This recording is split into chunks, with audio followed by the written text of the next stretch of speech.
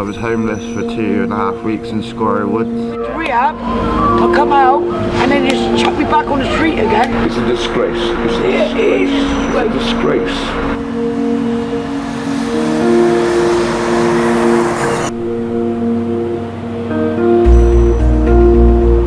I'm here in Camborne in Cornwall, where there are 18 temporary homeless pods behind me, which house people so they can have a shower, a comfortable bed and even a microwave.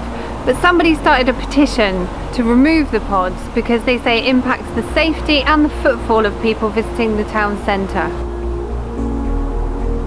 4 months now I've been in Camborne for, in the pods. You've been in the pods for 4 months? Yeah. What's it like? It's okay, they do help, the staff do help really well and stuff. Yeah. But it's just that we get, when there's something happening in town and stuff, we get accused of it, like everyone in the pods do. And how did you get a pod? Did you go to the council? Yeah, my social worker got it for me because I was homeless for 2.5 weeks in Squirrel Woods. Yeah. What other facilities did it have? Just a microwave, bed, toilet and a shower room.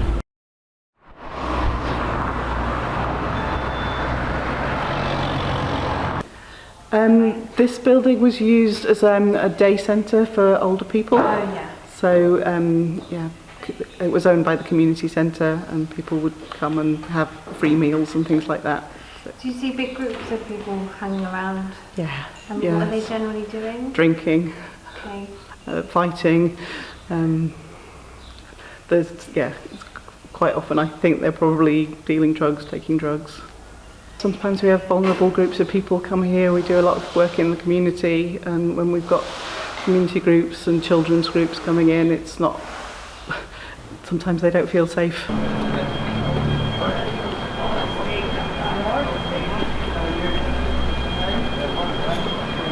I went to rehab, like I said, I went to rehab, I come out and then just chuck me back on the street again, and then that's it, I'm back on it again.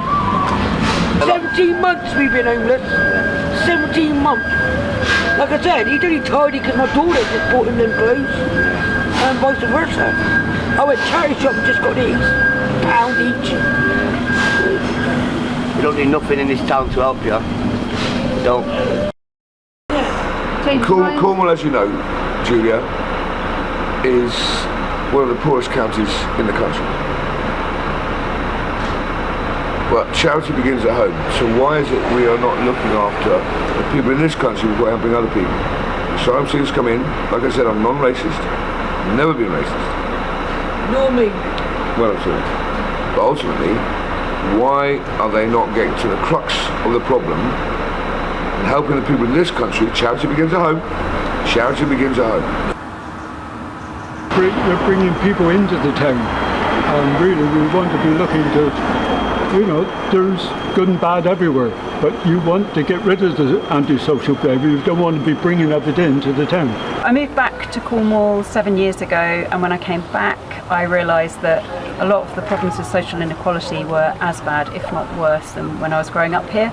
So I started a project which ended up being a community interest company called Street Draw, and the aim of Street Draw is to work on positive arts-based projects that raise awareness of the issues around housing insecurity and homelessness in Cornwall, and also raise funds. And along the way we've had other kinds of impacts as well, which has been fantastic. People tend to think of street homelessness as the first thing that comes to mind, but actually there's plenty of different forms of homelessness in Cornwall. So whether that's people who can't move out of family homes, can't move out of relationships that are no longer working, people who are sofa surfing, people who are in temporary accommodation, there are all sorts of types of homelessness in Cornwall. 5 years ago obviously was pre-pandemic, and the pandemic had a big influence on the situation here in Cornwall. So we had a lot more people moving to Cornwall, and we had a lot of relationship breakdowns and mental health problems because of COVID, and the situation around housing housing insecurity and homelessness has become worse as a result of those factors, but also the longer term factors that have affected Cornwall for many decades. I think that we have a huge problem in Cornwall at every level, and ultimately the biggest thing we can do is build more homes for people. Everybody deserves a home, everybody deserves somewhere safe and secure to live, and we have a chronic shortage of social housing and actually housing at every level. You even have the situation now in Cornwall where somebody might be given a job as a surgeon, perhaps to come and work at Trelisk, our big hospital here, and they can't afford to find somewhere to live in Cornwall. So the situation in Cornwall is dire at every single level.